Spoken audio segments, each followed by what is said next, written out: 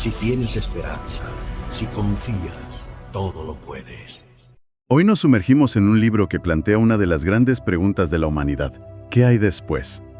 De una forma muy particular. Hablamos de Francesco, una vida entre el cielo y la tierra, de Johanna García, un libro que ha tocado a muchísima gente. Totalmente.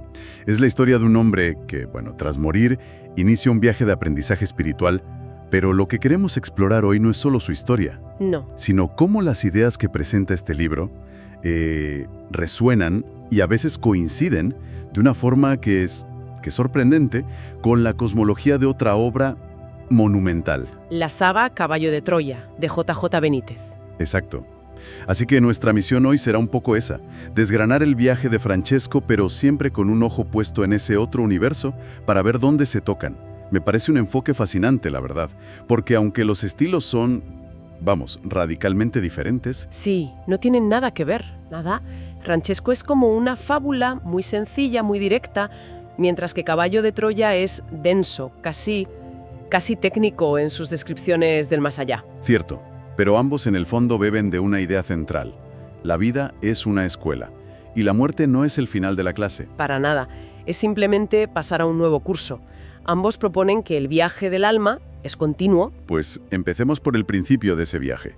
Francesco muere y lo primero que experimenta, pues no es un túnel de luz ni un juicio final, sino sensaciones muy placenteras. Sí, es una llegada muy suave. El libro lo describe como un lugar con aroma a rosas, a canela, a miel, lleno de colores pastel, música y sobre todo una sensación de levedad absoluta. Vamos, que su primera reacción de hecho es pensar que está soñando. Claro. Es una llegada muy amortiguada, muy amable.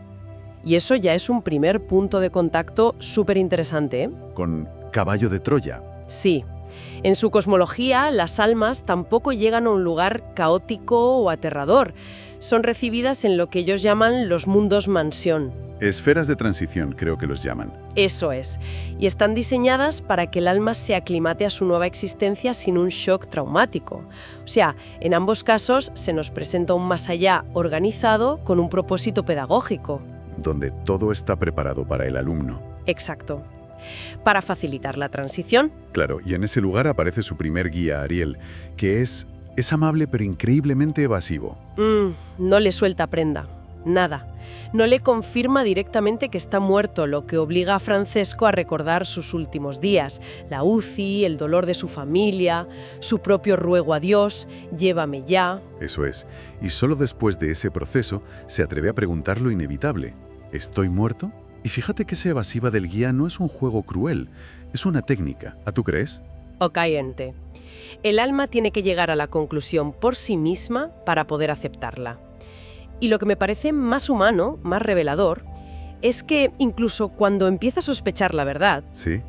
la primera preocupación de Francesco no es su alma, Ni el juicio divino. es la hipoteca de la casa. La situación económica en la que ha dejado a su familia. Sigue anclado a los problemas terrenales. Totalmente. Sigue siendo el mismo Francesco preocupado de siempre. Y una vez que por fin asume su nueva realidad, la cosa, cambia de nivel. Claro, Ya no se trata de entender que está muerto, sino de entender para qué. Y ahí es donde entra en escena el primer maestro, José. y su misión, le dice, es enseñarle a Francesco las lecciones que no aprendió en vida. Y la reacción de Francesco es de una rabia, una frustración que cualquiera de nosotros podría sentir. Totalmente. El libro recoge su grito. Explícame qué sentido tiene aprender una lección después de muerto. Es el rechazo lógico, ¿no? Siente que el partido ya ha terminado. ¿No te parece que esa frustración es el gancho perfecto? Porque es la pregunta que todos nos haríamos. ¿Para qué me sirve ahora aprender a vivir? Sí, y es que el libro acierta de pleno al mostrar ese rechazo. Si el personaje no pasara por esa negación, no sería creíble. Desde luego. Su viaje de aceptación tiene que empezar desde ahí. Y la respuesta que le da José, establece la tesis de toda la obra. La primera gran lección. La primera gran lección. Sobre la felicidad. Le dice que no es algo externo, sino un estado interior. La frase es muy directa. Busca la felicidad dentro de ti para que sea eterna. Si buscas afuera, la tendrás por poco tiempo. Justo. Ya. Ahora, parece que está obligado a escuchar de verdad. Es que esa es la clave. José le dice una frase fundamental. El maestro aparece cuando el alumno está preparado.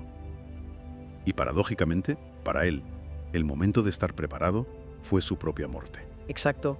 Su vida terrenal estaba tan llena de ruido, el trabajo, las deudas, las comparaciones, que era incapaz de escuchar. Este más allá funciona como una especie de retiro espiritual forzoso donde, por fin, puede empezar a aprender.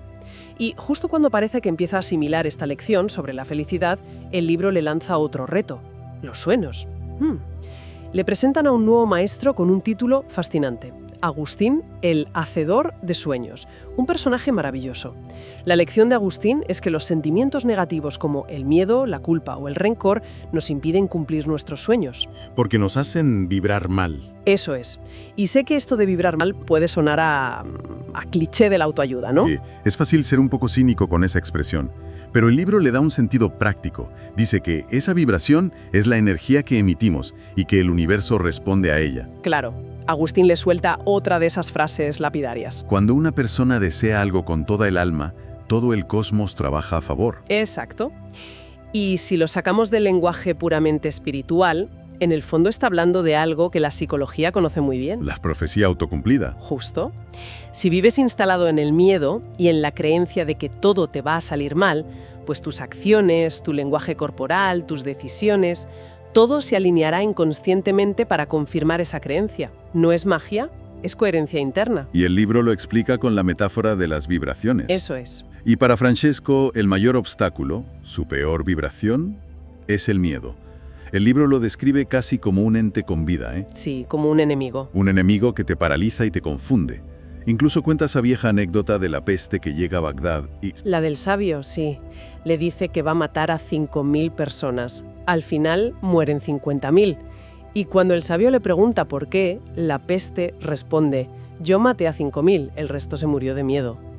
Es una anécdota potentísima. Ilustra cómo el miedo puede ser más letal que la amenaza real. Y esto nos lleva a uno de los conceptos más interesantes del libro. El destino. Cómo desmitifica la idea del destino. De hecho, aparece un personaje llamado literalmente el Señor Destino. Cierto. Y lo que me encanta es que no es un tirano que ha escrito un guión fijo para tu vida. Para nada. Al contrario, se presenta como alguien que despliega el mapa de tu vida y te muestra que hay muchísimos caminos, muchísimas opciones. Y aquí la conexión con Caballo de Troya es directa y profundísima. El libre albedrío. El libre albedrío como ley suprema del universo. No existe un destino predeterminado.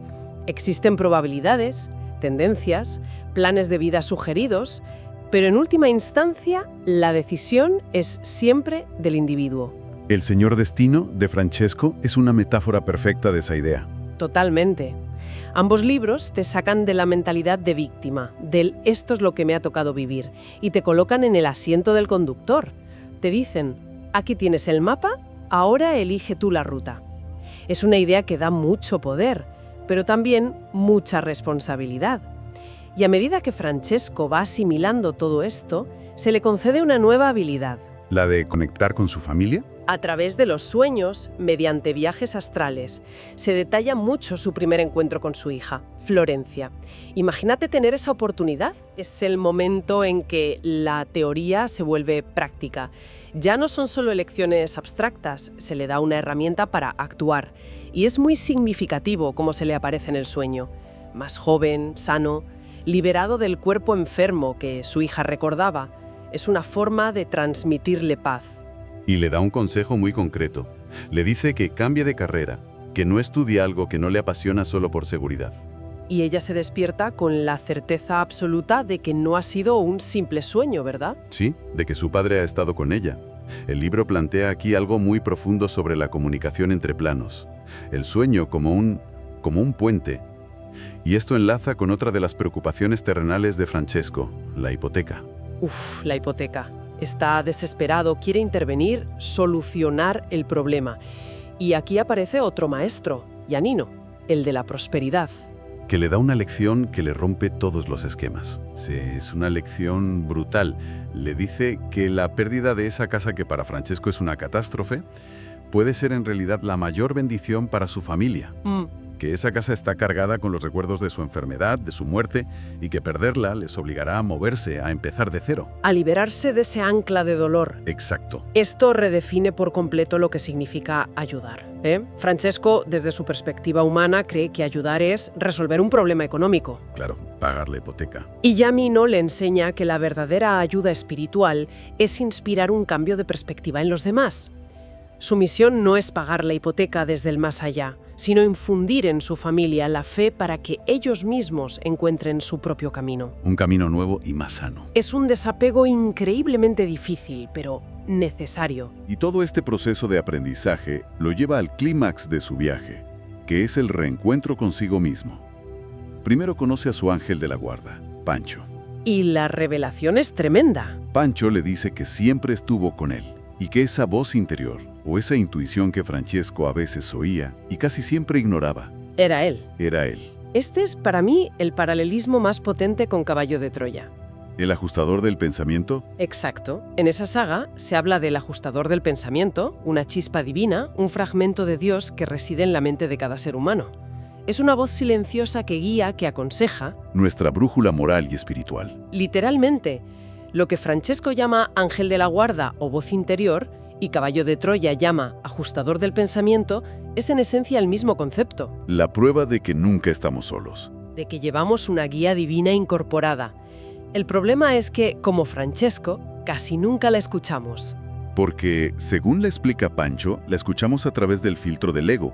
Y aquí el libro hace una distinción muy clara entre la esencia Que es el alma, nuestra parte pura conectada, y el ego, que es la mente, los juicios, los miedos, todo ese ruido que nos aleja de quienes somos de verdad. es la clásica dualidad espíritu-mente, pero presentada de una forma muy accesible. Lo interesante es que, aunque el libro lo llame esencia y ego, este conflicto es universal. Claro, Es el mismo debate que encontramos en el budismo con el concepto del apego al yo, o incluso en la psicología moderna, que nos habla de cómo nuestras creencias limitantes moldean nuestra realidad. el libro de Johanna García simplemente le da un marco narrativo, espiritual, muy fácil de entender. Sí, todo el viaje de Francesco es, en realidad, un proceso para aprender a bajarle el volumen al ego.